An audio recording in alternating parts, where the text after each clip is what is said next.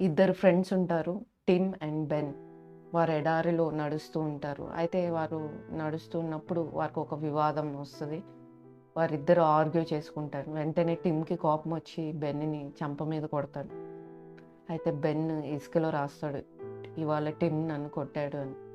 ఆ తర్వాత మరలా మర్చిపోయి వారు ఆడుకోవడానికి వెళ్తూ ఒక ఒయాసిస్ దగ్గరకొచ్చి వారు సేద తీర్చుకొని అక్కడ ఒక ఊబి లాంటిది ఉంటే అందులో బెన్ పడిపోతాడు.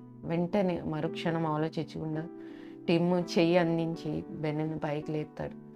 లేపినప్పుడు బెన్ను ఒక రాతిని తీసుకొని దాని మీద ఇవాళ టిమ్ నా ప్రాణాన్ని రక్షించాడని చెక్కుతాడు. వెంటనే టిమ్ అడుగుతాడు, నిన్ను బాధ పెట్టినప్పుడేమో ఇసుకలో రాసావు, నీకు సహాయం చేసినప్పుడేమో రాతి మీద రాసావు, ఏంటది అని అడిగితే, బాధ పెట్టింది క్షమించేశాను, నువ్వు నాకు సహాయం చేసింది ఎప్పటికీ గుర్తుంచుకుంటాను అని అంటాడు. ఇది నా ఇతరులను క్షమించామంటానే ఉంటాం కానీ నిజంగా మన హృదయంలో క్షమించము, దానిని చెరిపివేయము. చూడండి, to forgive is to forget. కానీ మనము ఎన్నడూ మర్చిపోయేవారుగా లేము.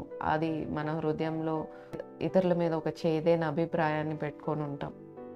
ఎంతకీ పోదు. పైకి క్షమించానులే అంటాం కానీ మనసులో అయినా తిట్టుకుంటాం.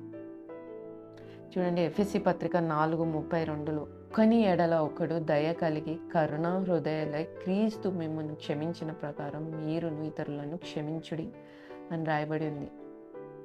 కాబట్టి ఈరోజు మీకు ఎవరి మీదైనా ఆయాసం ఉంటే క్షమించండి, మర్చిపోండి, చెరిపివేయండి.